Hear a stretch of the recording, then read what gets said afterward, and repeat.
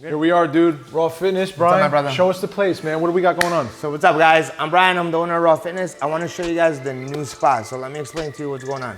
This is our business. It's called Raw Fitness Lodi. We specialize in classes, high intensity interval training. We just added this side, which is the mixed martial arts side. The best of the best mats. We work with Fuji mats. So everything is Fuji mats, Fuji wall pads, Fuji boxing bags. The bags don't really matter, honestly, but they're still Fuji.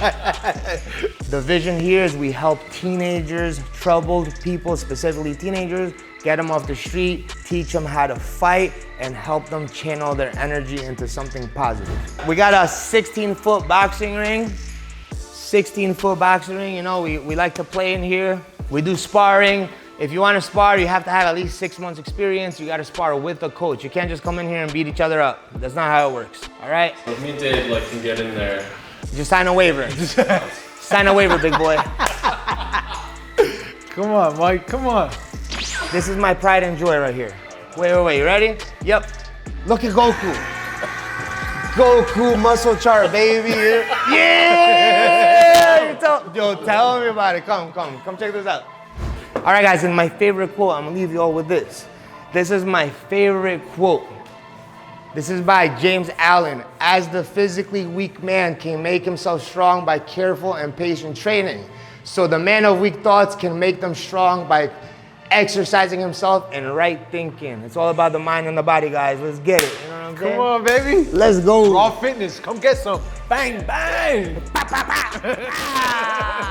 Come through, guys. Cable Comcast.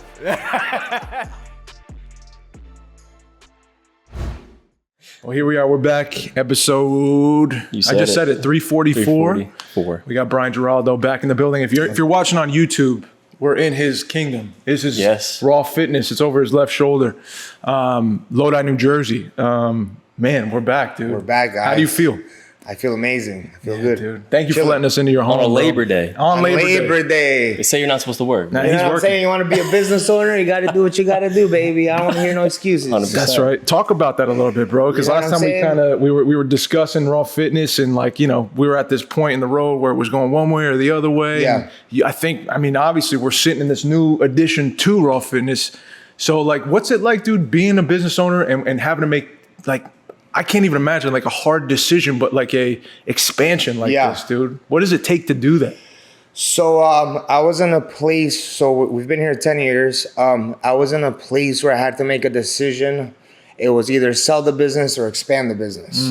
But if I wanted to expand the business, I wanted help. I didn't want to do it alone. So we've been here 10 years. Thank God. It's been really hard. You know, a lot of people think it's easy or they take on the job as an owner or entrepreneur, not knowing what comes with it. Anyways, point of the story, I sacrificed the last 10 years of my life to the business, which most business owners will tell you, it's like a marriage. So if you want a successful business, unfortunately, the business has to come first, second, and last.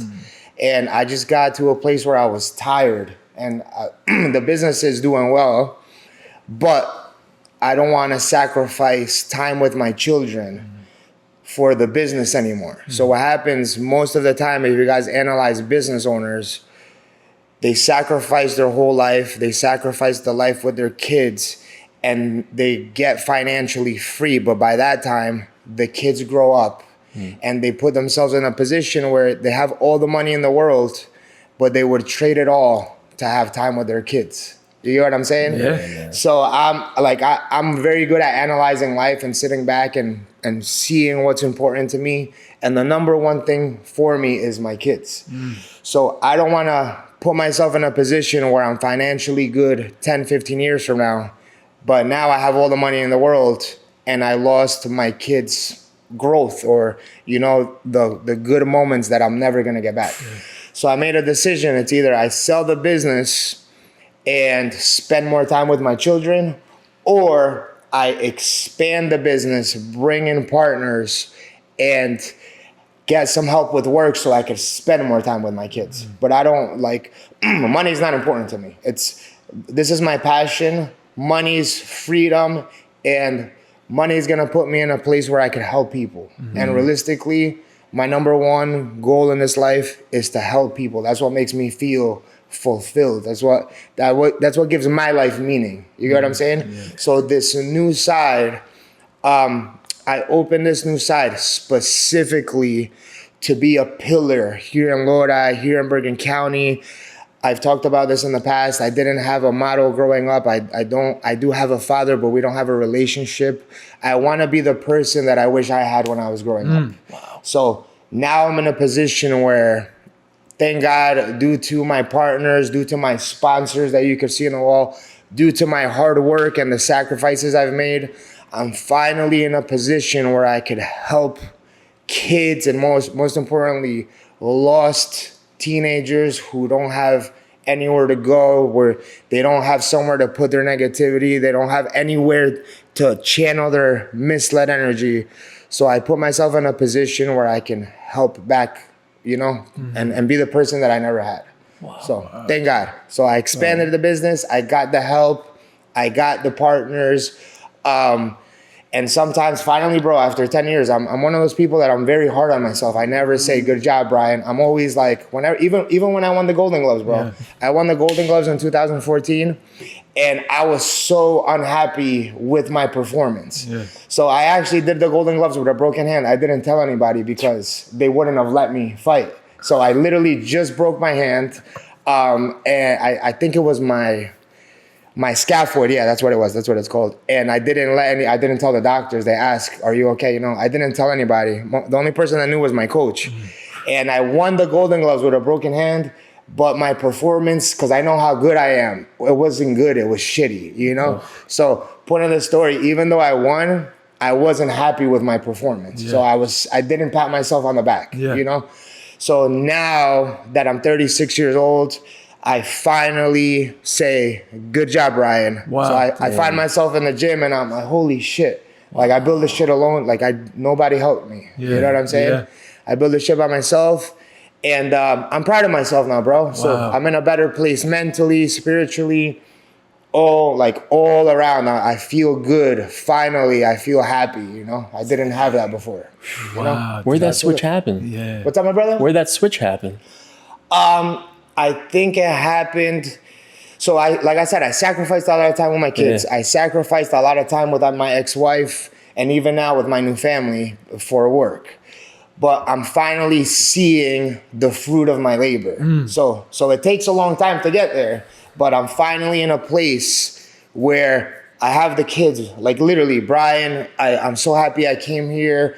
I had these issues at home. The issues haven't changed, but I finally have a place to feel good, to work on myself, like stuff like that. Like that makes me feel good, A lot of times I have kids that can't afford it, like young adults, like 18, 19. I still call them kids, even though they're technically old. And I finally have a place in life, a position in life where I can say, listen, don't worry about the funds. I'm gonna help you out. You know what I'm saying? But you need to make sure you come consistently. Yeah. You need to make sure you're doing good. You need to make sure you're being a leader. You're not starting trouble in school. So I finally am in a position where I can help, and that makes me feel good. Talk about a role model, right? Exactly. That's the goal.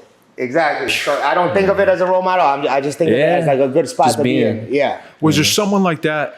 I know you kind of mentioned a little like growing up without your father around, but growing up like as a kid, dude, did you have someone you looked up to, or when you got into boxing, your first coach, like was there somebody who was like, oh man, I actually feel like someone believes in Brian? Never. I never had that. The only person that I had, which I spoke to about before, I don't think to you guys, I had a stepfather who unfortunately passed away.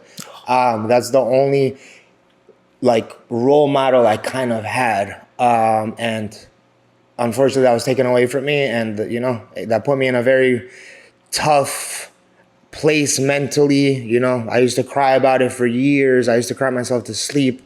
I was in a lost, angry place. So no, I never really had somebody like that. Yeah. So never had that. No. Yeah. I guess as a role model now, bro, like if you didn't have it, and you know what it's like not to have that. Yeah. What are some things that are like pillars to you that maybe came naturally, or things that you saw others do or grasp from? Because like young men, bro, a lot of us don't have that. Like, Yeah. a man who says like, I believe in you, man. Like, I got your back through everything. You can do this, things like that. And they're going to be there and they're going to be present. For you, bro, like, what is it like being a father? Like, what are things that you want to instill in like your son and your daughter and in people, young kids who come in here and they're looking for purpose, man. They're looking for like you. Yeah. What are things so like my number one thing I try to instill in people is discipline. Like, there's a lot of times I come to work and I don't want to be here. I don't feel good all the time. Like, that's a discipline is no matter what I feel like today, I'm still going to come because I made a commitment to myself.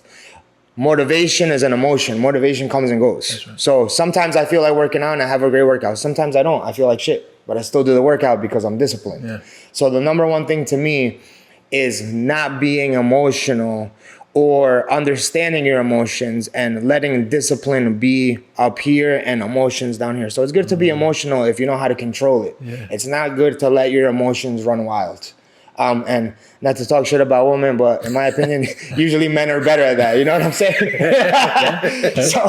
So men are usually the ones who have to learn discipline, Yeah. And as far as what you're saying, it's not only kids, bro. I realize something I did is called Man of War. So I feel like men in general, right? I feel like we don't have a place to go for help. Like we don't like.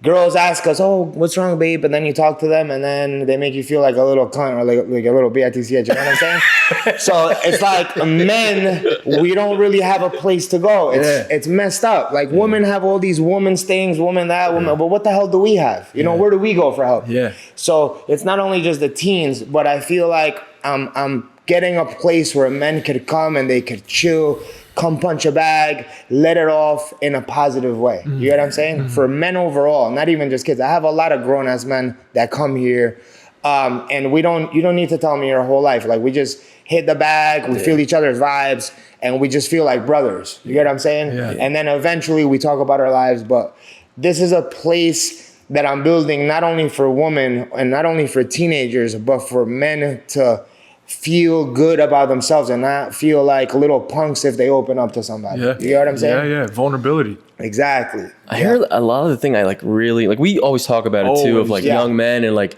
how like they're taught nowadays and like, things change. It's not like, it's not the 90s anymore. You know what I mean? It's not like, like kind of hard kind of discipline teaching. I grew up with like European parents. So it was like every day, like every weekend, like everyone's going out to whatever, do whatever, hang out, blah, blah, blah. We're building a pool. We're building a deck. We're doing all this, you know what I mean? So like, I get it. Like discipline, I think is like super important. But like, we always think now it's like when people are feeling like anxious, they're feeling like they don't know, especially young kids, they're like, oh, you go to the gym and like you're fixed almost. Yeah. Like, but to have like, I don't know, even me, like I go to the gym usually alone. I just go randomly and, I don't like congregate with anyone, but that's probably why women, like, they get with like all their girls and they go do stuff.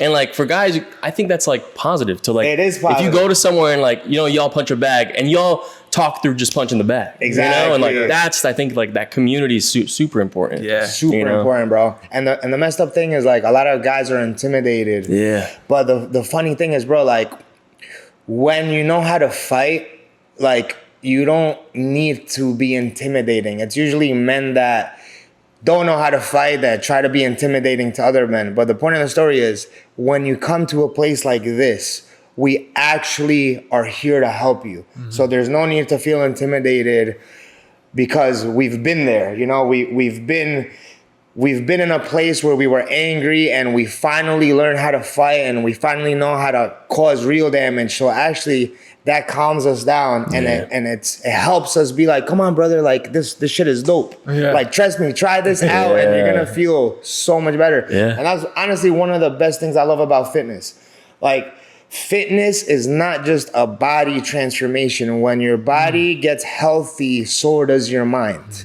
Okay, and then eventually you get to a point where you can't level up anymore unless your body gets better or your mind gets better. So honestly, that's one of my favorite things about fitness. Like, it causes your mind to level up. Like your body levels up and then your mind levels up, and you have to keep catching up. That's right. Like it never ends. That's right. So it's sick, bro. It's a good thing. Yeah, I love this, to be honest. Man.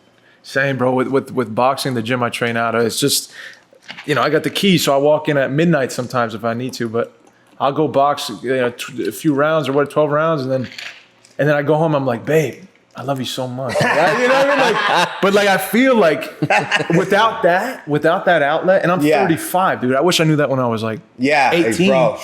But it's changed my life this year specifically. But the last 5 years, I've been becoming a better person, becoming more vulnerable, becoming just more chill. Like I'm able to spiritually connect to God in a quicker way, and I'm just a better partner, man, to my wife. I'm a better husband. I'm a better friend, I feel. But you're right. It's like I'm not, Golden Gloves like you at all. But I also understand that I could put together something where, I'm not just in my head, man, if it pops off, I'm so angry, I'm just gonna lose it, because I didn't have any kind of training or nothing when I was young.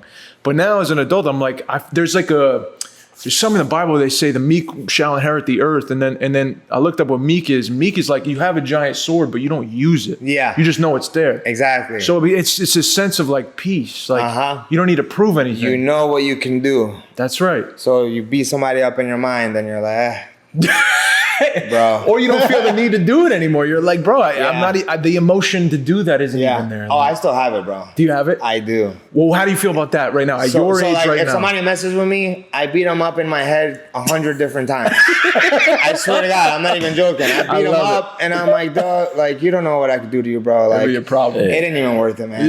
I just literally laugh about it. Yeah. When people start with me, you will see me smiling. Do people start with you for real? Yeah, come on. So nowadays, and then what's funny? That's one of the things I love about my face tattoos. It's it makes people think twice, and then they see my ear, and it makes them think 3 or 4 times. You know what I'm saying? One time, I'll tell you a quick story. One time I went to Texas for a business meeting with my boy Taylor, and we were drinking, and some guy was trying to start with me, and I was drunk, and I was like... Big guy or what? I don't remember, but I'm not intimidated by big guys. I know. I actually like it. That. So I told this dude, I'm like, bro, look at my ear. And he saw my cauliflower ear. And he's like, oh, my bad, bro. You know what I'm saying? I'm not even kidding, straight up. So that's what I like about face tats and cauliflower. It diffuses the situation before it even starts. Yeah. It's dude. Bro, it's a trophy. Most people are like, oh, what is that? And then I tell them, I'm like, in the MMA community, this is a trophy for us. With pride. You know what I'm saying? Yeah, dude. So it diffuses the situation before it starts. Yeah. But people, they see you now, they're like, nah. Nah, people don't really start with me now. But so one thing that happened, and this is a true story. So I had a neck tattoo. I had one neck tattoo before this one, and I lasered it off. And then I realized. I remember that one. I remember people were a little trying to try me. You know what I'm saying? Because I had no visible tattoos. Yeah. And then I'm like, fuck this, I'm getting my face tatted. You know what I'm saying? I got my face tatted, and then I don't really feel it anymore. Yeah. But it's a real thing, bro. When you see people with face tattoos, people tell me, they're like, you either have a lot of money or you're fucking crazy. Yeah. You know what I'm saying? You're like, I'm both, motherfucker. I got good credit. I don't got a lot of money. I got good credit. Dude. I do. Dang, bro. So that decision was because that's a big decision, dog, to be face tat. That's it. That's life. Life of it. And when you walk in the supermarket, people are like, whoa. Most of the time, they're like, oh my God, that's such a cool tattoo. Yeah. But so before I got my face tattoo, I thought about it, because I'm the face of the gym, right? That's right. And I'm like, shit, I don't want to look like a ghetto kid. I don't want to look ignorant. And then, realistically, I don't care about people's opinions of me. I could care less. Yeah. But a business opinion is different. You know what I'm saying? Yeah. So I'm like, how is this going to look in the business? And you know what? I'm like, man, I'm the fucking owner. I sacrificed a bunch of shit. I'm getting my fucking face tattooed. Yeah. So I got my face tattoos, and bro, I swear on everything. The month I got my face tattoo, I got more sales that month than all year. 100%. I closed more memberships that month than all year. Wow. So my girl is like, did you scare them into buying a membership? I'm like, nah, like they like me. Like, you know what I'm saying? Yeah, dude. So like as far as business go, like when I talk about my business, I don't feel like I'm making a sale. Yeah. Like I honestly speak from my heart and people can feel that. And I honestly believe in my product. So when I do a consultation and when I talk to somebody, I actually care and I give a shit. So that translates into a lot of people coming to the business, you know, which is a huge thing. Yeah. You know? I feel like a face tat kind of fits like a trainer, like jiu-jitsu, like, you know, like I think It's situational. Yeah, man. Yeah, I mean, I wouldn't want to learn from like the guy in like short shorts and is all like, you know, no ear and everything. I'm like, I don't do that. I'd rather have like the guy that looks like he can You know what's funny though? In jiu-jitsu, we have a lot of jiu-jitsu nerds. Really? That look just like that, bro. like Mark we got this Zuckerberg. one guy. This Mark Italian Zuckerberg, guy, I dude. don't know his name. I'm gonna send you a picture so you could put him on here. He's an Italian guy. He goes like this all the time, and he's known for eating pizza and Mike pasta. Buscemi, no? There you go, bro. Yeah, That guy is ripped. He's like 120 biggest pounds. nerd, bro. Yeah. Really? He Yep. is the And biggest he will twist nerd. you up. Really? Yes. So this is what we call in the MMA community. So MMA, for those that don't know, is mixed martial arts. Yeah. So we call those guys jiu-jitsu nerds. Okay? They're not good at like striking, right? Yeah. But bro, they will Tiger. destroy you in a grappling match. Don't That's a Don't different go to type the of floor, That's a different dude. type of crazy. Bro, Go to the it's floor. crazy, yeah. Like you've seen Mark Zuckerberg, right? Yeah. Like him, like I don't know if he can do anything, right? Zucker's He looks been like training for a minute, yeah, though. He's right? gotta keep trying, bro. You gotta That's keep, another nerd right eventually. there. Dude, I want to talk to this before we got to cut this and we start. But you hit something online. I think it was like a year ago, and it's exactly about this. And I was like, I didn't even think about it till you said it, and I'm like, yo, I think Brian's right. I'm not even blowing smoke. Yeah. And it might be because I like boxing more than and stand up more than rolling. But you said online, you showed a street fight in a post. You said, dude, if you're in a bar and you get somebody in a rear naked choke, you're telling me that nobody's gonna kick you in the face. This is rolling around on the ground. No, that's a true story, bro. That's real. And you had some pushback. Yeah, I don't care. I know you don't care. So I they care. thought- I was like, damn. So let me tell you what happened. So what happened was there was a viral video of a jiu-jitsu guy taking down somebody. I believe it was like a coffee shop or something. Okay, now remember, I grew up without a dad in the street. I've gotten in plenty of street fights. I've been stabbed one up before. close in I've been school. Yeah, I got stabbed. Right. I didn't see that one. So I've been stabbed. So from experience, I know that when you get in a street fight, not in a controlled fight, boxing, jiu-jitsu, this is a controlled competition. Out there. In the street, it's not a controlled environment. You don't know what's going around you. Yeah. So even though I'm a brown belt in jiu-jitsu, and I now love jiu-jitsu, when I started it, I didn't really like it. I now love jiu-jitsu.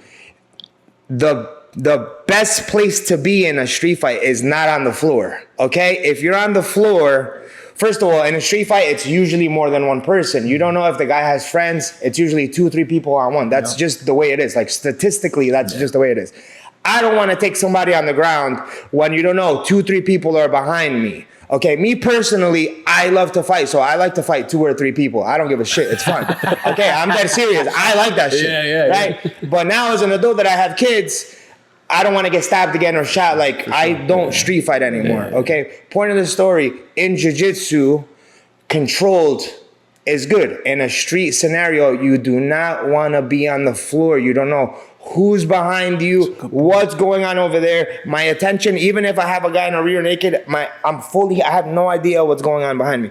So in that specific post, I said, that was a great situation because it was in a closed environment. There was a wall behind the guy, but I'm like, don't do that in the street. Yeah. And these freaking idiots like blasted me online. They're like, oh, that's what all people that don't train say, blah, blah, blah, blah. I'm like, bro, look at my profile. I'm like, come to my gym. I'll fuck you up, bro. Like, get out of here. I train. I'm just saying that that's not the best place to be in a street fight, which is a fact. Most people that understand real self-defense. Self-defense is street. That's self-defense. It's not controlled environments. Most people that understand real self-defense understand that going on the floor, on the street, is not the first option. It's good to know, especially if you know how many people are there. But if you're good at analyzing, it's an option. But that's not the first place that I'm going to take it to. That's right. So I know how to control myself. I know how to strike.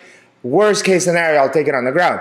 If I'm in a store or something and there's a wall behind me and I 150% absolutely know that there's nobody else, if I feel like it, if I'm in the mood, I'll take them on the ground. But that's not the first place I'm going to take you. Yeah. You know what I'm saying? You're going to, that's for diffusing the situation. What's for diffusing? I don't know, like the choke. You know what I mean? Like jujitsu. I think that's for like, that's not the diffusing. Diffusing is before it even gets there. Yeah. So face tattoos. That's what I'm saying. That's diffusing. Yeah. Once you put your hands on each other, that got to the point of that's not a diffuse anymore. Yeah. Okay. Diffusing is not even getting that far. That's right. That's right. So once I touch you, that's not a diffuse situation anymore. That's called controlling. Now I'm controlling. Okay. If you know what you're doing. Yeah, that's right. You know what I'm saying? And me and Brian know what we're doing. That's what I've been trying to tell you. You keep messing with me. You keep messing with me, but I keep trying to tell you. When my back's to a wall, I'm staying up. I'm not going down with nobody. And I've been saying that. All right. So you said you stopped street fighting, you know? Like yeah, I got kids now, bro. Yeah. Yeah. But like how did it would you go out and be like, all right, like Tonight's the night? Tonight's the night. So I don't I would say I have very strong energy, right? Yeah. Like when I go somewhere, like people, and I don't like to talk on myself like, but like usually people are like, who's that guy? Even before the face tattoos, I have very strong energy. Like you just feel my energy. So unfortunately, with that comes knuckleheads. You know, who is that guy? Yep. Yeah. So I always wind up in some shit. You know what I'm saying? And like back in the day, I had a really bad temper. I still have a temper. The difference is I know how to control it and I know how to channel it. All right? But back in the day, I didn't give a fuck. Like if you looked at me wrong, I'm punching you in the face. Like straight up. So that's why I couldn't go out before. Got it. You know what I'm saying? I'm not like that anymore. So yeah, man. So the last 2 street fights I got in, one I got stabbed. Oh, so long, and in Hasbrook Heights of all places. I've been in street fights in Patterson. I've been in street fights in the worst places. I've never been stabbed before. I went to a house party in Hasbrook Heights. I had one guy on the floor. I don't remember why we fought. I had one guy on the floor. I was beating him the fuck up. He was knocked out. I had his 2 friends behind me punching me in the back of the head. And I just kept seeing little white flashes. And then after I was done with him, I got up and they were all the way down there. They ran away. What? And then I came back to this guy and they couldn't get me off of him. Somebody stabbed me in the back. I didn't feel anything. Okay? I went. It was 3 versus 1. Or 3 versus 2 because my friend was there. So I had marks on my face. I'm cleaning my face. And my boy's like, yo, you're back. And I opened my shirt and I was just fucking gushing blood. So I didn't even feel when I got stabbed. I didn't feel anything. So the doctor thinks it was a screwdriver. It's 2 tiny little holes. Like, no way, dude. Yeah. Oh, yeah. So I see the stitch marks. It's tiny. Yeah, what? But you gotta think deep. Unless that's like with a the double. screwdriver, right? With the Even it's double. tiny, but that shit. That's attempted murder. No, that's a kidney. So I got stabbed twice, exactly, right? Damn. So I went to the hospital. It felt like somebody poured a pitcher of water on me, but it was all just blood gushing. Oof. I was so fucking stubborn, bro. I stayed there one day, and they stapled it. I literally just got up and left. I didn't want to wait. That was like literally a week before my 21st birthday. I couldn't walk for like 2 months. I was like, bro, the shit felt crazy. After the adrenaline went away, I was in extreme pain. Okay, but point of the story, when you street fight, look, I was in control of the one guy. I had 2 guys behind me punching me in the head. I got a hard-ass Colombian head. Yeah, full mount. I wasn't on top of him like that. I was just on top of him. Yeah. So 2 guys behind me punching me in the back of the head. I have a hard-ass head. They couldn't knock me out. But like even though I was winning, there's multiple people in that situation. Okay, and it's such a small world. So this is what happened. This is the type of luck that I have. I have great luck and bad luck. So anyways, the first time I went out after I healed, like a year later, and I swear this really happened. I went to a hookah lounge in Patterson. It's dark as hell. I'm sitting down. I'm smoking hookah. It's just me and one friend. Some random guy comes to grab like one of the hookah clips. Right? Remember, it's really dark. He came. He's like, hey, can I have that? He came to grab the hookah clip, and we were like this close in our face. And it was the fucking kid that stabbed me. No way. Bro, I swear to God. I swear to God. I got up, like, ready to fight again. And it was like a year at least, year and a half. My boy grabbed me and I was really drunk. He's like, bro, let's get the fuck out of here. Like, you don't want to do that again, So you're like, I do want to do it again. I did. I wanted to fight him so bad. Yeah. And because back then, bro, like, I remember I was a kind of like a street kid. Like, I didn't call the cops. I didn't press charges. Yeah. The kid called me crying because we have a lot of mutual friends. Wow. He was like, bro, I have a kid. Please don't call the cops, brother. I did not think about the cops. Like, in my head, I'm just like, wait till I fucking see you, bro. You get what I'm saying? So we ran into each other again. And my boy pretty much grabbed me out of the club and we left to prevent another altercation. But yeah, that shit was crazy. Wow. And then, you know, it's funny, my ex-wife, she worked with like his new girlfriend. And this kid was like, yeah, I beat up Brian. I'm like, man, dude, stop. Like, his wife was telling my wife. And then I'm like, bro, I'm too old for this shit. Like, everybody that was there knows what happened. And dang, dude. I just left it at that. You let it go. But bro, it was crazy. Wow. Craziness. So yeah, I don't street fight anymore, bro. No more street fight. After the stab, bro. I got one more street fight. You did? I got jumped by a bunch of Bloods in Patterson. And okay, cool. Bro, I literally crawled underneath a car. Bro, I was like half unconscious. I crawled underneath a car. So what happened this time was I came out of the club. So again, this is every time I party. I came out of the club. My friend was laid out on the floor, and there was a bunch of people around him, like stomping him out. Oh, man. So I pushed him out of the way. I didn't hit anybody. I pushed him out of the way to see what was happening, and it was real gang members. They were beating on my friend. And dude, I swear to God, and this is me knowing how to fight. Like, this was like on everything I love. This was the only time I was like scared. Oh, like they weren't stabbing anybody. At the time? So I was training. I was in good shape. It was like 20 people, and I've been jumped before. I've been jumped plenty of times, and like not to like to show off, but like out of 10 times I've been jumped, if it was 3 people, I've beat them all up every single time. I believe that. But this time, it wasn't 3 people, it was 20, right? Like, at least that I could see. So I put my hands up. They realized that he was my friend. I put my hands up, bro. Just fists flying all over the place. I'm like this, boom. And I wasn't scared till I saw a guy with like a fucking, like a pitchfork, like a 3-end thing. I'm like, yo, I swear to God. I fall to the floor because there's so many fists back. I couldn't even, there were so many people, I couldn't even see where they were coming from. Like, I'm just like this, eating it, right? I fall by a car. Thank God I was right next to a car, bro. This is the only time in my life, and I've been in plenty of street fights. I've been in really bad situations. This is the only time that I was scared. I feared. I was like, fuck, I might not make it tonight. Yeah. Like, I had that emotion. I'm like, dude, I might not make it out of this. So I crawled, like, with every ounce. I'm seeing white flashes, like I'm about to go unconscious. I'm crawling underneath a car. I get underneath the car with my last energy, and I hear the cop sirens. Oh. And bro, I've never in my life been happy to hear the police. This was the first time I'm like, dude, what a freaking relief, bro. And then after that day, I'm like, Brian, I'm not going out anymore. It's not worth it. Like, I'm putting my mom through hell. That was when I was like 21 or 2 years old. Yeah, wow. My mom was like crying all the time, always worried about me. I'm like, dude, like, I have to make a change. Like, I can't. Like, even though I was training, I was still hanging out with the wrong people. So like, I was bettering myself, but I was in a place where I'm like, dude, I'm doing good. I could still hang out with those people. And like, my mom always says, like, don't hang out. I'm like, Mom, I'm good. I'm not doing anything wrong. But unfortunately, it was who I was affiliating myself with. And it would always bring me trouble. So after that scenario, I'm like, I'm not hanging around with these type of people anymore. I got to better my life. And that's the last time I street fought. So wow. After that one, yeah. No more. That shit was insane. Brother, you're almost taken. Almost. That's crazy. Straight up. Straight At up. 21, 22. Uh-huh. It was, what club was that? It was like a Spanish club.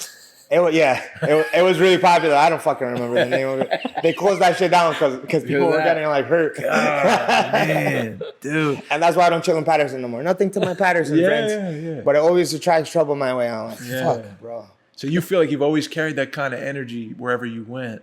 I just remember you, bro. It's so weird. I just always think of you. I'm like, I don't feel threatened. I don't feel scared or nervous. Good. But I always felt like I knew you when we were little in tube socks, sitting on the bus together. That's when I affiliate you with. So to see like you go through so much stuff, I'm like, bro, I could have never fucking predicted that, you know. But I also wasn't at your crib. Yeah. I didn't see what home life was like or what it wasn't like. I wasn't part of that scene either, so I missed all that. But it's just what's cool is, I guess, your story, bro, is inspiring in so many ways. Like, if I have a son, like, I'll point to you, because it's like, you may not come from like a place with like security and belief in yourself and have like emotional stability and all that, but you made it out. Like, you've created a place, you've built a setting where like kids like you could come through the door and be like, you know, I don't have to fight people on the street.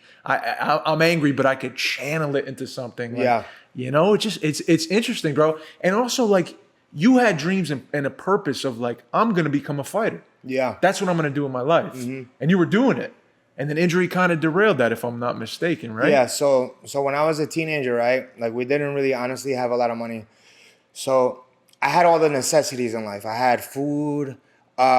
There was a few times where I was hungry, but it wasn't like I didn't have food all the time. It was like maybe once in my whole lifetime I could say that I experienced hunger, but I don't even want to talk about that right now. Yeah. So when I was a teenager, like, I was always like 15, 16, like street fighting, getting in trouble. I just was misguided. And I always watched boxing. Like, I love boxing. And for some reason, bro, I always wrote down my goals. Nobody taught me that. I don't know where I got that from.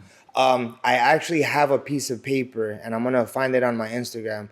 It says bike. It says butterfly knife. It's everything I wanted. Shoelaces. Butterfly knife? Yeah. Well, and then on the bottom, yeah, no, I was crazy. On the bottom, it says boxing training, LOL. So it was always my goal to like get into boxing.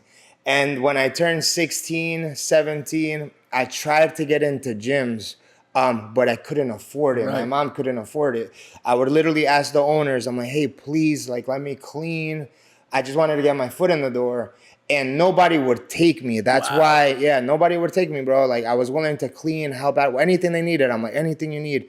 And they didn't take me in. So that's why now, like I said, I put myself in a position. So if I find a kid that's willing but can't afford it, bro, I'm more than happy to help.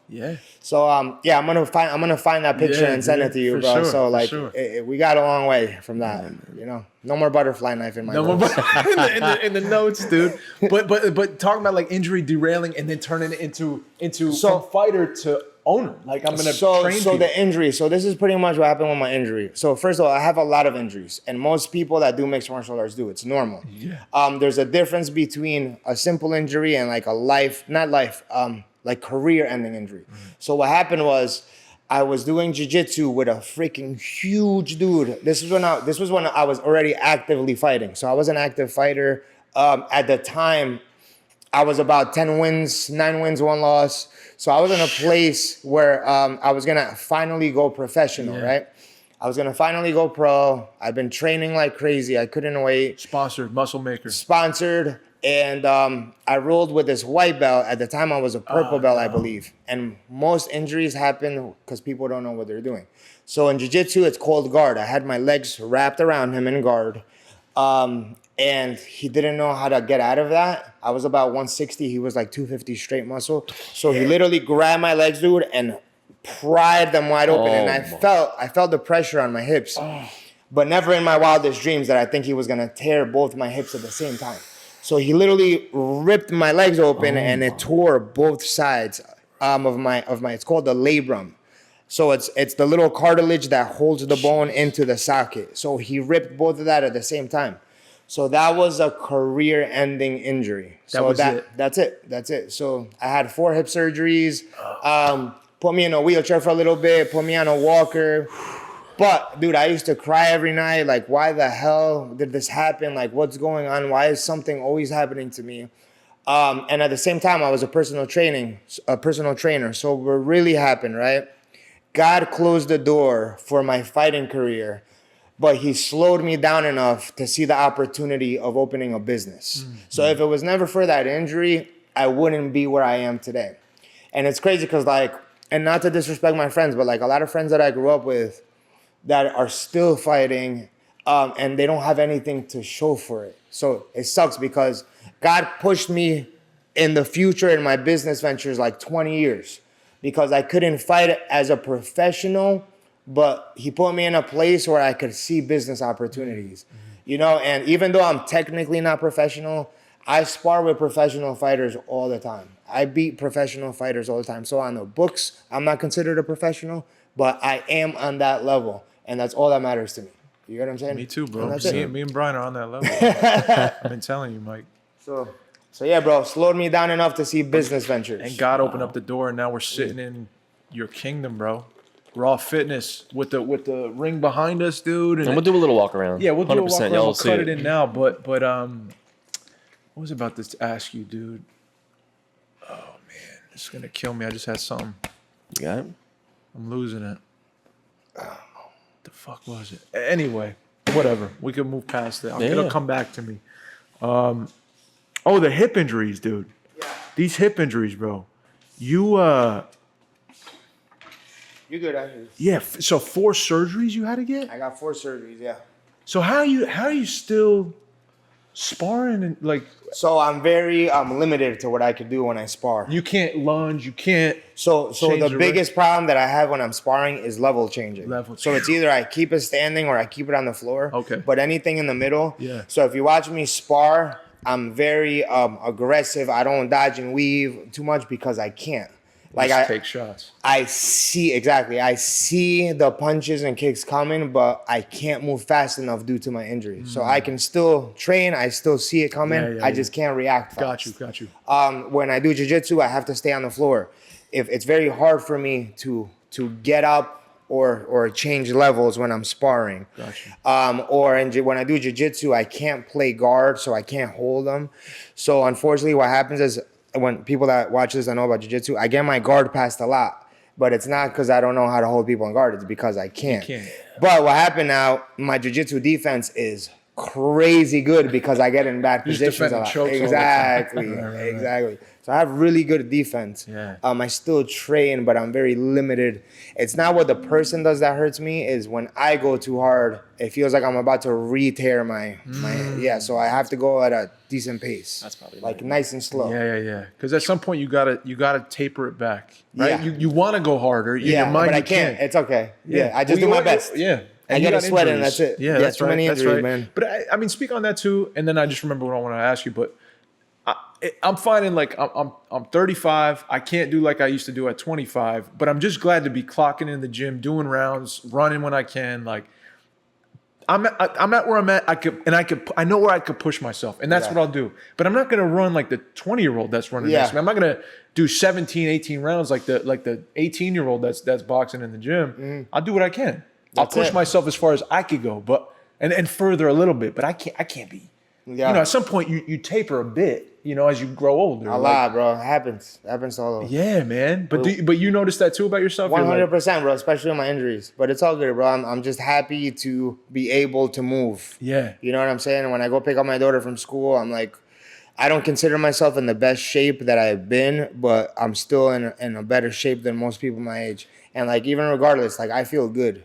You know what I'm saying? And it's not a comparison. Exactly, correct. So, but you spoke on that kind of recently. I feel like you were just talking about that. Yeah. Like, people come into the gym and I used to do it too. I'd be like, oh, they're the one at this level, and I want to look like that, so I got to do exactly what they do. And if I'm not doing better than them, I'm worthless. Yeah. So when I was a teenager, young adult, like when I started lifting, I would compare like how I'm lifting compared to other people. Like I would never say anything to them, but I would like say, oh my God, this guy doesn't know how to lift. And then now that I'm older, I realize like, dude, that's not your fucking business. Shut the fuck up. Like me talking to myself. Yeah. But a lot of people live certain ways or move certain ways because they're injuries. Yeah. So it's very bad, you know, when you're judging people in your head because you don't know what's going on with their body. So point in the story, go to the gym, focus on yourself. Don't worry about nobody else. You know, when we're younger, we don't know any better, but you don't know what the hell that person's body is going through. So that's right. So do your best and stop comparing yourself. You know, follow Brian on Instagram because you post a lot of really inspiring and like thought-provoking stuff, especially about working out, but also this is what I wanted to ask you about, bro. And we kind of hit on it texting before we came, like owning a business, dude. I want to kind of shift lanes again. Yeah. If that's cool. Of course. What are like misconceptions about like, you know, oh man, it'd be so cool. We talk about it all the time. Have a cafe, dude. Yeah, we'll put records on the wall and a podcast studio in the back. And dude, it'll be sick. It's so easy too. It just ba. And then rubber hits the road. I'm sure we'll be crying in 3 months. Like, what an idiot. Like, why would we do this, you know? So what are misconceptions about So one of the biggest, I would say, pet peeves of mine, or kind of gets me angry sometimes, but I just keep my mouth shut. People assume from the outside, and not just my business, but a lot of businesses, people assume that the owner is rich, or, you know, like they can do whatever they want at any moment. And it's not like that. For instance, last year 2 years ago, I had a summer challenge. I'm going to go over numbers. So just so you guys can learn a little bit. I had a challenge. Each of these people, and I'm going to talk about real numbers. Each of these people were paying $70. We got about 150 new members. But the point of this is to teach you guys misconceptions, okay, and numbers, because a lot of people think business, but they don't understand numbers. So I believe it was 125 or 112 new members. They were paying $75 or $80 each. They were getting a huge discount, huge promotion. Okay, we usually charge $125. They were paying $75. Now, what I do in business is nobody's business. So when people think I'm doing rich, it's just you're going the wrong way about thinking. But anyways, so these people were through a third party. So I had an advertising company bring these people in. The third party paid for all of the promotion. Okay, so the third party spent about 20 grand advertising. Wow. They flew people in to close these memberships. So we were about negative 30K in the hole, right? Because I had to pay for that promotion. Right. So we got 112 new members from the outside, right? The gym looks packed. It looks crazy. But nobody knows I'm negative 30K. And not only that, but I had to add more classes to put these people somewhere. Okay, now I made a calculated decision. So I knew I wasn't gonna make money for about 6, 7, 8 months. That's right. I was betting on the referrals. I was betting on them signing up to a better membership or doing private. Point of the story, I was losing money for the first 6 months. One of my trainers goes, and this honestly pissed me off, and I talked to them about it. In a group chat, they said, "Oh, Brian, we see the gym is full. So does that mean we're going to get paid more?" Ooh-wee. And then I'm like, in my head, I'm like, what the fuck? Like, you have no idea that I'm losing money right now. You're betting on the gym, man. You get what I'm saying? Like, it's not your place to say, "Oh, the gym is full. Can I have more money?" That's right. First of all, there's nothing wrong with asking for more money. Yeah. But that's not the way to go about it, especially in a group chat. If you want to raise from your boss, that's rough. Set a meeting with your boss and say, "Hey, boss, I think it's time I get a raise," or whatever. Do it in a professional way. This is what I can bring to the table. Can you pay me more? Or just go about it in a different way. So, point of the story, she had a misconception that because the gym was full, we were making a bank. When realistically, I was in the whole negative $30,000. Right. Okay? It took me about a year to recoup that money and start making money. So it was all calculated risks. But the point of the story is, don't assume things from the outside because you have no idea what's really going on. Internally. Like, you know what I'm saying? Yeah. It's investments, right? Exactly. Yeah. And there's a big difference between risks and calculated risks. Okay? First of all, I've been in this industry since I'm 18 years old. I had about 30 personal clients before I opened my gym. Right. I know this industry in and out. So when I opened this gym, I knew my numbers, okay? Most people open businesses and they have no idea what the hell they're doing. Don't do that, okay? At least do some homework. Study your business. Study the area. So when I opened my gym, I studied all the gyms around here. What are they paying per membership? What are they paying for personal training? What hours are they open? So that's called a calculated risks. I'm really good at taking calculated risks. I'm not just going to open some random thing because I like it. Yeah. You get what I'm saying? So the misconception in business is crazy. Even till today, the business is doing well, right? But there's a lot of expenses. So just like any business, we have a healthy business. But I take calculated risks. Just because you see people in here doesn't mean that your boy Brian is rich. All right, I'm doing good for myself, but everything happened for a reason. I reap my own rewards. Okay, so there's risks involved and there's rewards involved. I'm the one that's taking all the risks. I'm the one that gets the reward. You know what I'm saying? So, yeah. People are crazy, dude. And then you get the reward, and then you get a raise. Exactly. That's right. Exactly. And then that also, bro, a lot of business owners, they open a gym, they don't reinvest into their business. Dude, since day one, I reinvested every month, reinvested all the earnings so my clients could get a better experience. You know? Tell us about it, bro. What's the state of the gym now? So the gym, right? So before we opened this space, we were profitable. Thank God, because most business know. This business has been doing really well since I opened. And a lot of that is, again, about my sacrifices. I sacrificed a lot of time to be here.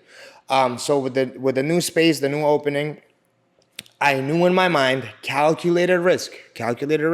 I was not going to make money until about year one. So this new space with labor, all in, it cost us about $80,000, right? The bag racks alone, this new system, with the labor, the delivery, the bags, was about $25,000. The ring with installation, everything, was about $10,000, okay? Fuji mats, the most expensive mats, all in, delivery, $10,000. Shower, $6,000. So point of the story, okay, you got to know your numbers and you got to take calculated risks. I calculated in my head based on 8 new memberships monthly, I'm going to break even after the first year. We opened this new space January of 2025. We have not hit year one yet, okay? We are starting to break even, all right? Wow. Again, calculated risks. So after year one, the gym is gonna start to make money. But again, this is not numbers that hit me out of left field. Yeah. So no, I'm not making 30K and putting it in my pocket. I'm making 30K, 35K, and all of it is going towards bills. That's right. Okay, after year one, after the hard work of a business owner, then everybody starts to make money. That's how it is. But everything was calculated. Mm-hmm. It wasn't just random numbers. Yeah. So it's doing well. It's going according to plan. Yeah. So yeah, that's where we're at. Now you're putting in a ton of hours here. You said 15 hours. Oh, so let me tell you guys this real quick. My Please, bad. Man. So guys. And don't interrupt him, bro. Best. So usually I bring in about 5 new memberships a month. Okay. Beautiful. After this space, this year, we've been advertising, promoting like crazy. We did our best month. August of 2025 was the best month ever in the last 10 years. We got 35 new members in the month of August. I've been putting in 15-hour days, bro. I've been working nonstop. I love what I do, though. I really love this. And like I said before, when I'm talking numbers right now. Some people listen to me speak and they think I'm being greedy, and it's crazy. So that happens sometimes. I had an employee who I was trying to teach how to do business, and this fucking guy went and told people that I'm greedy and this and that. And bro, that's so far from the truth. Jeez. I help so many people, and the money that the gym makes, I reinvest into the business. Right. So literally, how I'm talking right now, I'm talking business. This is not me being greedy. Yeah. You get what I'm saying? So this guy told a bunch of my members that I'm greedy, that I only see people as numbers. No, bro. I understand business. I'm trying to teach you something. Yeah. So this guy bro, straight up. He took a bunch of my members. He said that I was greedy and this and that. And I'm like, bro, in my mind, I'm like, how did you take me being greedy from having a conversation like this? I'm trying to teach you. You know what I'm saying? Which I do not have to do. I literally took an hour of my time and I'm showing you, these are the expenses. This is what the members bring in. This is how many you need per class to break even. So I'm over here going out of my way to try to teach this person business. And he went and told people that I'm greedy, this and that. So again, misconception. You know, you could only talk and do your best, but how people take that's on them. Can't control. You know what I'm saying? It sucks. There was a huge opportunity for growth. And actually, we're actually talking right now. Hopefully he might come back. We might make it work. I don't know. I think he figured out on his own how hard it is. Yeah. And hopefully he understood that the way he took that information was wrong.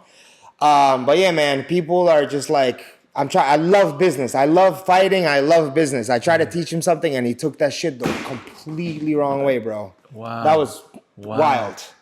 That shit hit me out of nowhere. I'm like, I'm greedy? What, bro? Yeah. If anything, dude, there's been times where I could not take a pay. Like, I had to pay my employees. I had to make sure everything was paid. Yeah. And I could not afford to pay myself. Right. So the fact that you get greedy from me explaining numbers to you, bro, is like, everybody's living in their own reality. You know what I'm saying? I can't make you see what I see. But I'm far from that. I'm far from greedy. It's crazy, bro. Well, you got to be business savvy in order for your business to thrive, and therefore the people that work for you will grow with you. That's the whole point of growing a business. Exactly. It's the not business does well, and then we all can do well together. right. And I say that all the time. We have to grow together. The business cannot grow unless my employees or my team grows. It just doesn't. A rising tide lifts all ships. Yep. You know what I'm saying? We got to grow together. That's right. Correct. That's right. So I mean, probably I don't know the person, but try to come back, bro. Try to come back, dude. And if I mean, to have grace to use your experience since 18 years old and growing your own business, and we see it growing, to pass that along to someone who works for you. It's like, dude, take the class, bro. Yeah. He's giving it away for free. Right. Like, listen to him. It's not a greed thing. That's it's years. It may sound like that in your lens, however you see the world, but you're also not a business owner yet. You're not grasping that he's trying to help you grow your own thing, or in the future, like, go off and set off and like know how to create an audience and invest with calculated, risk that you were talking about. And I don't know that shit. Like, I'm learning from you right now. I don't we have a little side hustle, but that's good to know for us too, bro. Like, investing 100%. In your own business with calculated risk 100%. And using advertisement money that you may have to set aside and wait a year and to come back, but always, like, even if you lose money, that's normal. It's lose money, but it has to be calculated. 100%. Like, you can't just lose money forever. That's right. It has to be like, you have to do a momentum. Like, the bills are 10K. I'm at 1K, but every month I'm growing another K. Right. So it's gonna take me 10 months to break even, and on the 11th month I'm making money. Right. So, but you gotta sit down and you gotta understand your numbers. If you don't understand your numbers, you don't understand anything about your business. You Get out of the business. Everything. Yeah. Yes. If you want to be a business owner, you have to be a business owner. Yeah. You have to sit there and do everything. You can't dodge it. So when someone comes to you and says, dude, let me come in and just like get some work in, and then I'll get you, like, I could give you half of what you want. Like what? In regards to what? If I just strolled in here and was like, yeah, dude, you're being greedy. Like, let me hit the bags and like just come in here and fuck around a little bit. Like, somebody wants to come in here and hit the bags? Hell yeah, of course they could come hit the bags. They get a free class. Okay. And then they got to do a membership. Okay. Yeah. So first class is on us. And then you get that's fair. But what I think you're trying to say is, what happens if somebody comes from the I just outside? feel like people are disrespecting you. There you go. That's what I think you were trying to do. Your house. What are you talking about doing this for? So people come here. He wanted to do that. And I was like, bro, don't do it to him. So listen, I have sometimes what I call street challengers, right? Street challengers. So they'd be like, oh, do you want to fight? And I'm like, wow, no way. That's sick. So I had this one kid who told me he was a professional fighter, and he just kept, like, I don't know if he perceived that as challenging, but he didn't even come here and ask for a class, nothing. I want to spar, like, right off the bat. I want to fight. Does the owner fight? And like, and I'm just like, bro, you got to take a class. He's like, no, I'm a professional fighter. I have 5 pro fights, bada. So, whatever. I told him, no, we don't do that. We don't do that. Whatever. So anyways, he signed a waiver. He did this shit like 3 times. On the 3rd time, he caught me on a bad day. Oh, no. So I'm like, get in the ring, bro. And I'm going to send you guys the video. So I was still holding back. Oh, no. I was still holding back. The second he punched me, I'm like, this guy doesn't have any fights. Oh. Yeah, I'm like, no way. I literally just put my face there and I let him punch me. Boom, boom, boom. He got gassed out from punching me in the face. I wasn't even hitting him yet. Like, you know what I'm saying, bro? It was wild. Street challengers, huh? I like that. Would you leave it? Oh, man, I got to show you guys this. Pause. We gotta plug that into the episode. Yeah, we'll keep talking. I'll show you. That's awesome. What's your thing here? On the back end. So that's good. Let me show you guys.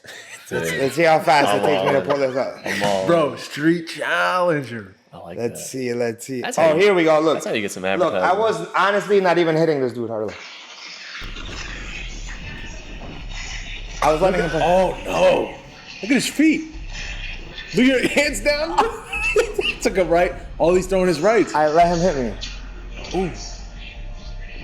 Yeah, he's now. Look at you just standing, eating him. He almost knocked himself in. Oh, he's gassed. Done. Done. Go ahead, Brian. Oh, left hook. Corner. He's done. Walked him down already. He's gassed. Oh, mouthpiece out. Left hook, mouthpiece out on the ground. Dude, we gotta. Oh, I want this so bad. We gotta post this. Dude, don't come into a gym, guys, and do this. This is crazy. What are you trying to prove, bro? Ooh. Ooh. You put him down with a body shot, right? That's it. Body. Come on. So the funny thing about this, two things. One, he set up a hidden camera. He set up one? He set up a hidden camera. No, he didn't. He thought he was gonna whip my ass. Come on. Okay? I wasn't even trying. I literally just let him hit me in the face. Yeah. Okay? I didn't hit hard, but the best part of this is he became my student. He did. He did. There we go. And he made the video that he made with the hidden camera. He's like, I got humbled. Thank you. And that's it. Now That's he learned. cool. Respect. I like that. Respect, Cool, dude. man. There are levels Hold in up. this life, bro. You can't just walk into But a that's what we were place. talking about. People coming in here, I'm like, oh God. Wow. Here we go. All right. Well, you know what? Justice was served, bro. Justice was served, Serve dude. some justice. Yeah, man. The world has a way. Life has a way of humbling you, whether you want it to or not, bro. You could have all the ideas in your head. This and that and that. Nope. Life's gonna humble you in some way, dude. But and you were that weapon that day, dude. That left hook.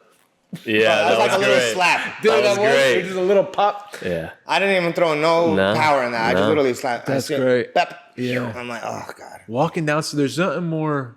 My coach I love him. His name's Angelo Curro. And he was a junior Olympic champion back in like 70s. But he's a little Italian guy, a little like he's Italian awesome. guy. And in the beginning of training, like he'd be throwing me in the ring and he'd be like, all right, we've been working on jabs for like 4 months. He'd have me working on a jab. It was crazy. And he was like, okay, like get in the ring. I was like, first time. And I've never been walked down by somebody before, you know? So I'm like, let's see, I got it. I'm like, I'm going to snap this thing in his face. I'm way bigger than him. He'll never touch me.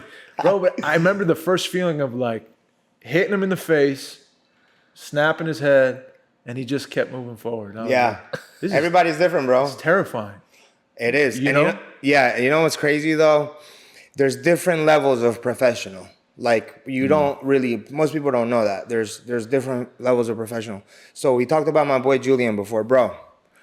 I have sparred hundreds, thousands, maybe even tens of thousands of times in my life. Yeah. I have sparred a lot of times. I've sparred a lot of professional fighters.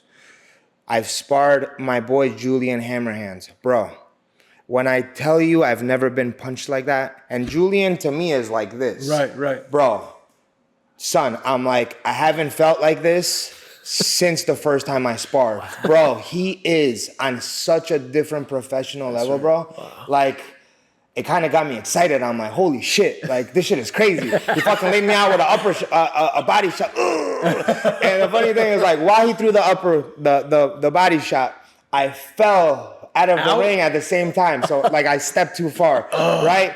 And I could have played it off and said, oh, I just fell, because he took me down, bro, from a body shot.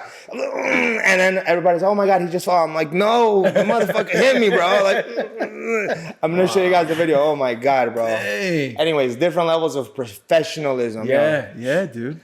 Julian, thank you, bro. Yeah, Hammerhands, dude. Team Hammerhands. Thank you for the lesson. But yeah, man, I only get better.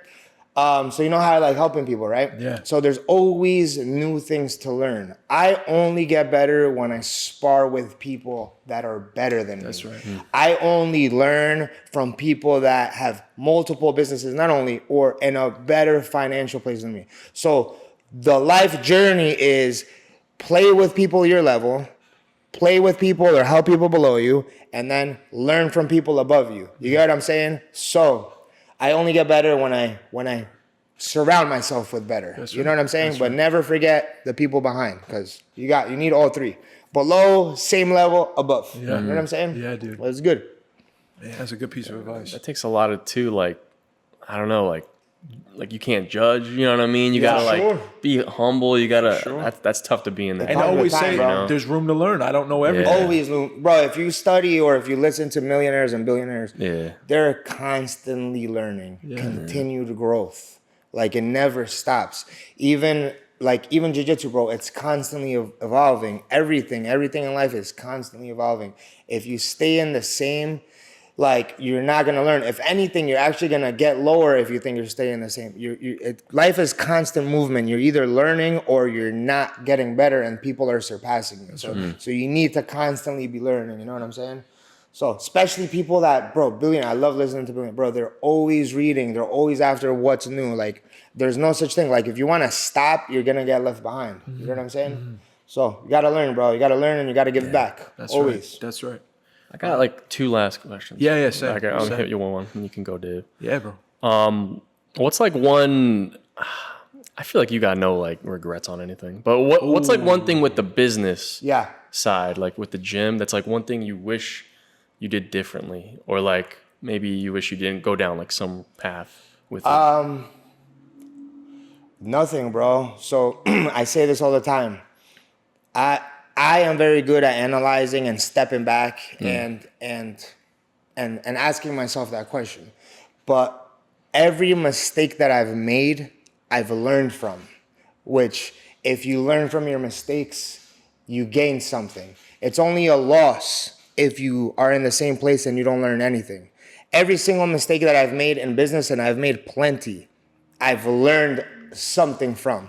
So there's nothing that I wish that I did differently, because the mistakes that I did make put me here at where I am today. So I've always learned from my mistakes.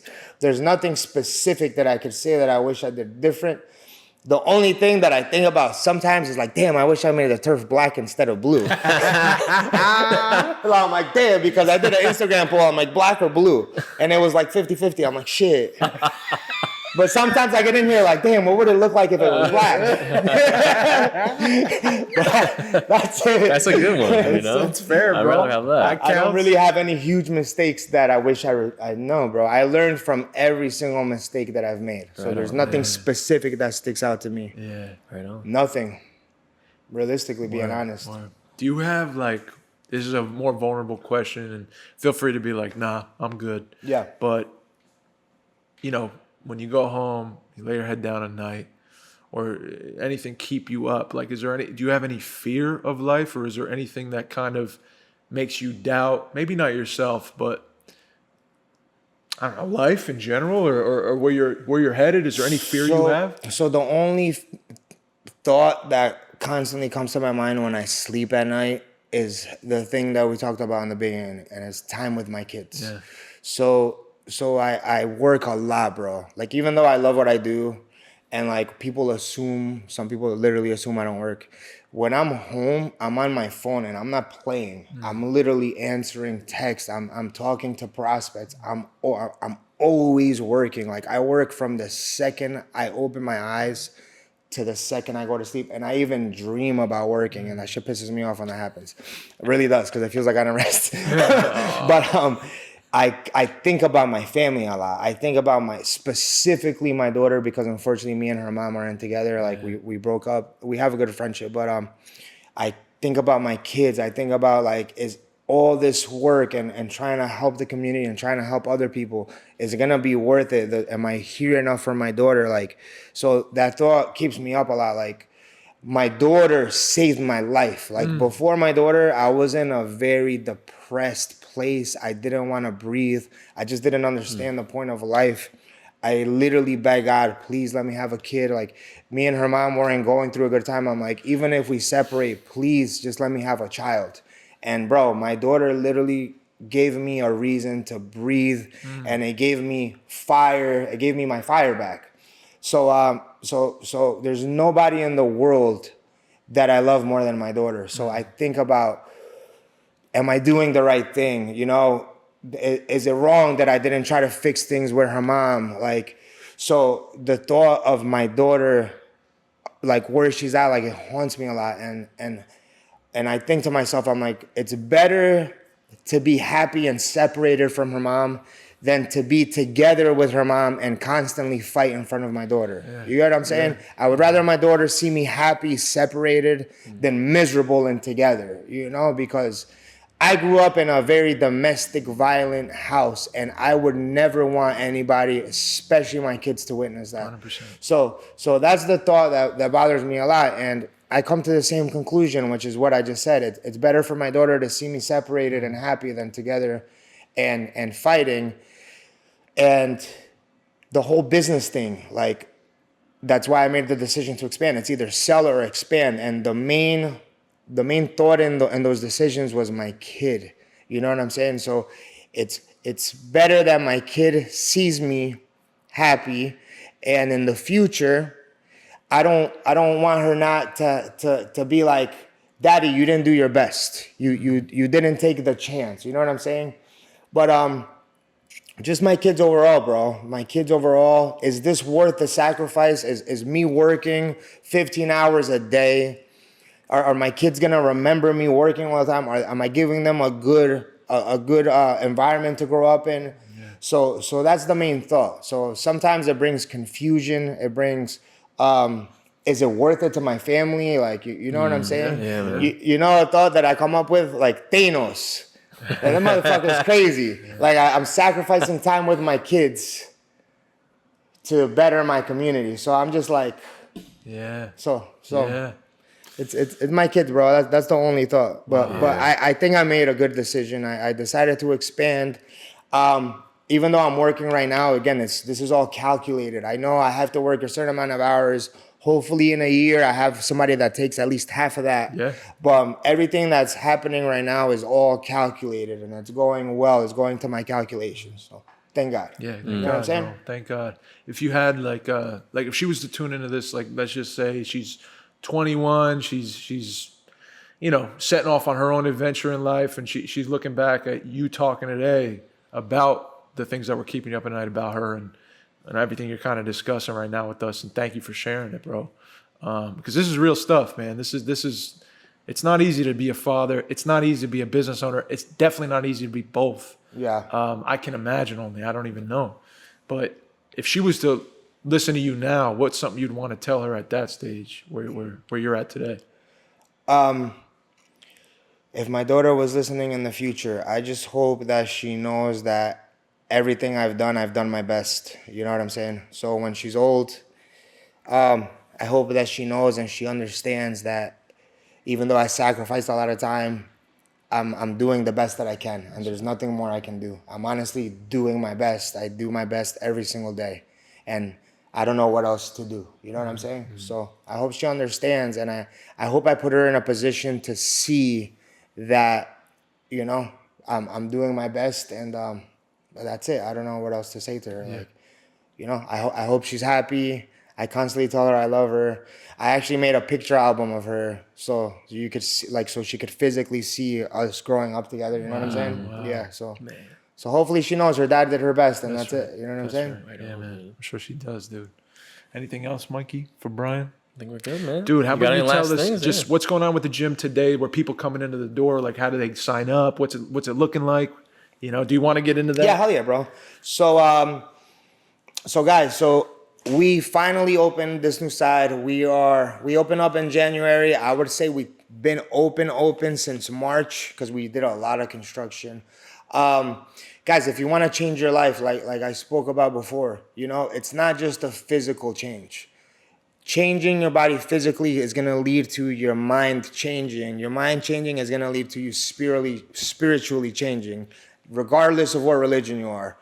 Being healthy is an overall thing. So if you want to change your life, you don't have to come to Raw Fitness. Take a step into a gym. I would personally recommend a class-based gym because class-based gyms, you're going to feed off each other's positivity. It's a lot different than going to lift on your own. If you come and experience a class, not just here, but in a lot of class-based gyms, you're going to feed off each other's good energy. And it's just a vibe, guys. It's going to change your life completely. Okay, if you want to come to the gym, first one's on me. Come change your life, guys. That's right it. on, man. Let's go. Raw fitness, dude. Raw Fitness. Raw Fitness. Lodi. Lodi. Right here podcast episode 344. Brian, thank you so Cable much. Comcast television. Dude, thank you, brother. Thank you, man. Dude, my name's Mike. Signing out. My name's Dave. I love y'all. Please be kind to yourself. Please be kind to one another. Bro. Thank you, man. Dude, thank you, Brian. Here we are, dude. Raw Fitness. Brian, my brother? show us the place, man. What do we got going on? So what's up, guys? I'm Brian. I'm the owner of Raw Fitness. I want to show you guys the new spot. So let me explain to you what's going on. So this is our business. It's called Raw Fitness Lodi. We specialize in classes, high intensity interval training. We just added this side, which is the mixed martial arts side. So I wanted the vision to be clear. I actually changed the fight side name to Bergen County Fight Club. Okay, so Bergen County Fight Club is owned by Raw Fitness. I want to say thank you to our sponsors, Jersey Media, American Dream Home Loans, Amerilaw. We got Enlivin, Aces Asphalt, and Dumpling Dojo. The vision here is we help teenagers, troubled people, specifically teenagers, get them off the street, teach them how to fight, and help them channel their energy into something positive. All right, guys, check it out. Let's go. Bags. Yep, we got brand new bags. We got a custom bag rack system. So when we do jiu-jitsu, Check that out, Mike. we take the bags and we put them away. All right, so we do jiu-jitsu here, we move the bags. We do boxing, kickboxing. Show them the mats too, Brian. Hell yeah. What mats are we working with? So guys, we got the best of the best mats. We work with Fuji mats. So everything is Fuji mats, Fuji wall pads, Fuji boxing bags. The bags don't really matter, honestly, but they're still Fuji. Fuji, baby. They still Fuji, baby. Show us the ring, Mike. So Come guys, on. we got a 16-foot boxing ring. 16-foot boxing ring, you know, we like to play in here. We do sparring. If you want to spar, you have to have at least 6 months experience. You got to spar with a coach. You can't just come in here and beat each other up. That's not how it works, all right? If me and Dave can get in there. Just sign a waiver. Sign a waiver, big boy. Come on, Mike. Come on. Beautiful. All right, guys, so let me walk you guys through our system. So when you sign up to a membership, we do something called an in-body analysis. So what the in-body does, it takes your body fat percentage. It tells you how much you weigh in muscle, how much you weigh in water, how much you weigh in fat, okay? What we do is we take this data and we do it every month. Based off of it, we know what you need to eat more, what you need to eat less, if you're working out hard enough. So we keep track of your progress. It's not just random, okay? Super big thing. Most gyms don't have that. Guys, this is our Raw Fitness shake bar. This has been a nightmare from the town. We are finally gonna be able to sell shakes next week. And I'm doing a sick concept. I'm actually coming up with some mocktails. Okay, so most places you go to, right? If you go to a bar, they have a mocktail. Guess what the mocktail has? It has sugar, simple syrup, it has a bunch of bullshit. Our mocktails are gonna actually have protein. So when you get a mocktail, you're getting a protein shake, okay? It's gonna be sick. So come check us out. When this is ready, I'm gonna tell you guys more about it. All right, guys, here in the merch store, we got hella gear. We finally got our rash guards in. Check these boys out. Ooh. Bergen County Fight Club, baby. You know what I'm saying? Yeah. Let's go. All right, guys, and this is the strength and conditioning side. So that side, that is our mixed martial arts side. This is our strength and conditioning side. All right, guys, we are the only class-based gym in New Jersey that incorporates machines into your high-intensity interval training workout. So most class-based gyms you'll go to, you're paying a crazy membership fee, and you don't even get to lift weights. At best, you'll have a few kettlebells. Guys, we incorporate not only machines, but the best machines. Look on the market. These are the best, by far the best machines available. Okay, guys? So the way our structure works, you come in here, we do a 10 to 15 minute warm up, and then our instructor goes over the class with you. So the intensity is based on yourself. If you wanna lift heavier, lift heavier. So when people ask me, are the classes too hard? No, the classes are not too hard. If you wanna go hard, you go hard. If you wanna go lighter, you go lighter. Okay, if you need to take a break, you take a break. We know the difference between somebody that's slacking off or somebody that honestly needs the break. I can tell if you're being lazy or if I need you to tell you to do burpees, okay? So, we know. All right, guys, we incorporate kettlebells, cardio, barbells, the machines. We do everything. Literally, we have a plan for everybody. If you're already a little swole, you wanna get more swole, you hit us up. If you wanna lose weight, you hit us up. Anything, meal plan, guys. We literally have a plan for everybody. Don't be shy, hit us up. You good? And let me show you guys my favorite part. Okay. Now, it's not really my favorite part, but I love this because I'm a big little kid, a little big kid. All right, guys, check this out. This is my pride and joy right here. Wait, you ready? Yep. Look at Goku. Goku muscle chart, baby. Yeah! Tell me about it. Come check this out. Look at this, guys. This is our bathroom. This is Vegeta and Raleigh. You know what I'm saying? I know. That's my dog. That's my dog right there. But you know what I'm saying? Bro, I love this. I love it. That's a dream. Over here, guys, this is the other bathroom. And actually, guys, this is something we're adding that we don't have yet. So, do you guys know about Street Fighter? Let's Let's go! This is Chun-Li muscle chart. I got all this stuff custom. I know, I'm a big kid. We got Chun-Li doing some glute bridges. There we go. You know what I'm saying? That's actually good to quad, man. You know what I'm saying? Yeah, and guys, over here, check this out. So, this is what we're adding. We're actually getting rid of this bathroom. And this is gonna be a sauna. So we're gonna have a sauna in here. We're gonna have a half sauna. We're getting a sauna and a cold plunge. Wow. I already have it. We're doing that next week. All right, guys, and my favorite quote, I'm gonna leave you all with this.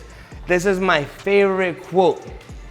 This is by James Allen. As the physically weak man can make himself strong by careful and patient training, so the man of weak thoughts can make them strong by exercising himself and right thinking. It's all about the mind and the body, guys. Let's get it. You know what I'm saying? Come on, baby. Let's go. Raw Fitness. Come get some. Bang, bang. Come through, guys. Cable Comcast.